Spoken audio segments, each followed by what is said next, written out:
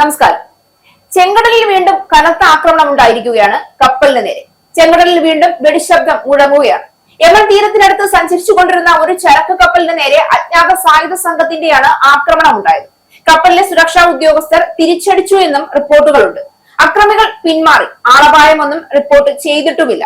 എന്നാൽ ലോകം ഈ സംഭവത്തെ ഒരു സാധാരണ കടൽ കൊള്ളയോ ഒറ്റപ്പെട്ട ആക്രമണമോ ആയി മാത്രം കാണുന്നില്ല. കാരണം ചെങ്കടലിൽ നടക്കുന്ന ഓരോ ആക്രമണവും ഇന്ന് ആഗോള വ്യാപാരത്തിനും പശ്ചിമേഷ്യൻ രാഷ്ട്രീയത്തിനും നേരെയുള്ള വെല്ലുവിളിയായാണ് വിലയിരുത്തപ്പെടുന്നത്.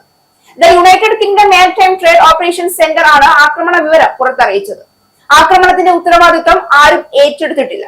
യമനിലെ ഹൂതി വിമതരുടെ നിയന്ത്രണത്തിലുള്ള ഹൊദൈദ നഗരത്തിനു സമീപമാണ് ഞായറാഴ്ച ആക്രമണം ഉണ്ടായത് എന്നതാണ് വിവരം. നഗരത്തിൽ നിന്ന് 30 നോട്ടിക്കൽ മൈൽ തെക്കു പടിഞ്ഞാറ് മാറി ആയുധധാരികൾ ആക്രമിച്ചതായി കപ്പലിൽ നിന്ന് സന്ദേശം ലഭിച്ചു എന്ന് UKMDO അറിയിച്ചു. മറ്റു വിവരങ്ങളൊന്നും ലഭ്യമായിട്ടില്ല. സംഭവത്തിൽ അന്വേഷണം ആരംഭിച്ചു കഴിഞ്ഞു.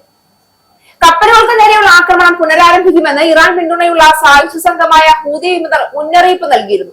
ചെങ്കടലിന്റെ തെക്കേറ്റത്തുള്ള ബാബൽ മണ്ഡപ് കടലിടുക്കിന് സമീപം തങ്ങളുടെ നിയന്ത്രണത്തിലുള്ള പ്രദേശത്തു കൂടി കടന്നു പോകുന്ന കപ്പലുകൾക്കു നേരെ ഹൂതികൾ മുൻപ് ഡ്രോണുകളും മിസൈലുകളും അയച്ചിരുന്നു.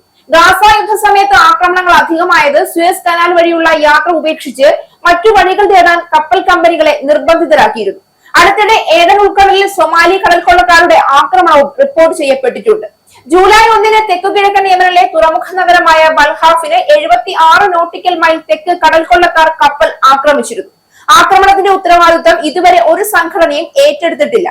എന്നിരുന്നാലും ആക്രമണം നടന്നത് ഹൂതി വിമതരുടെ നിയന്ത്രണത്തിലുള്ള അൽ ഹുദൈദ മേഖലയ്ക്ക് സമീപമായതിനാൽ അന്താരാഷ്ട്ര സുരക്ഷാ ഏജൻസികൾ അതീവ ജാഗ്രതയിലാണ്.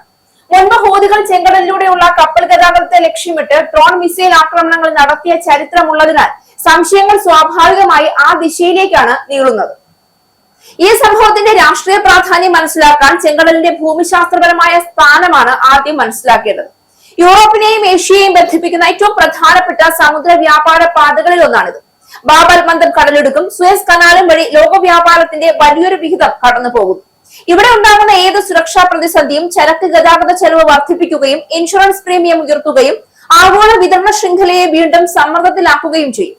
ഹൂതി ആക്രമണങ്ങൾ ഗാസ യുദ്ധത്തിന്റെ പശ്ചാത്തലത്തിൽ ആരംഭിച്ചപ്പോൾ നിരവധി അന്താരാഷ്ട്ര ഷിപ്പിംഗ് കമ്പനികൾ ആഫ്രിക്കയെ ചുറ്റിയുള്ള ദീർഘപാത സ്വീകരിക്കേണ്ടി വന്നു.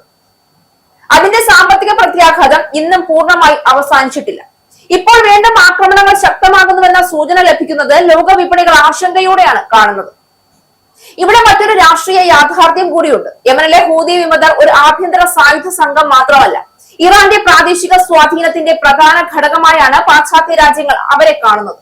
അതിനാൽ ചെങ്കടലിൽ നടക്കുന്ന ഓരോ ആക്രമണവും യമന്റെ ആഭ്യന്തര പ്രശ്നം എന്നതിലുപരി ഇറാൻ, അമേരിക്ക, ഇസ്രയേൽ ശക്തി സമവാക്യത്തിന്റെ ഭാഗമായും വിലയിരുത്തപ്പെടും.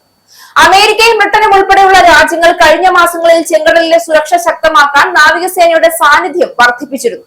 എന്നിട്ടും ഇത്തരം ആക്രമണങ്ങൾ തുടരുന്നത് സൈനിക നിരീക്ഷണം മാത്രം കൊണ്ട് ഈ പ്രതിസന്ധി അവസാനിപ്പിക്കാനാകില്ല എന്ന മുന്നറിയിപ്പാണ് നൽകുന്നത്. പ്രശ്നത്തിന്റെ വേരുകൾ യമനിലെ ആഭ്യന്തര യുദ്ധത്തിലും പശ്ചിമേഷ്യയിലെ വിശാലമായ ജിയോപൊളിറ്റിക്കൽ മത്സരത്തിലുമാണ്.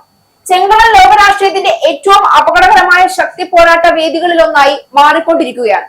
ഈ ആക്രമണങ്ങൾ ആവർത്തിക്കപ്പെടുകയാണെങ്കിൽ അതിന്റെ പ്രത്യാഘാതം യമനിലോ പശ്ചിമേഷ്യയിലോ ഒതുങ്ങില്ല.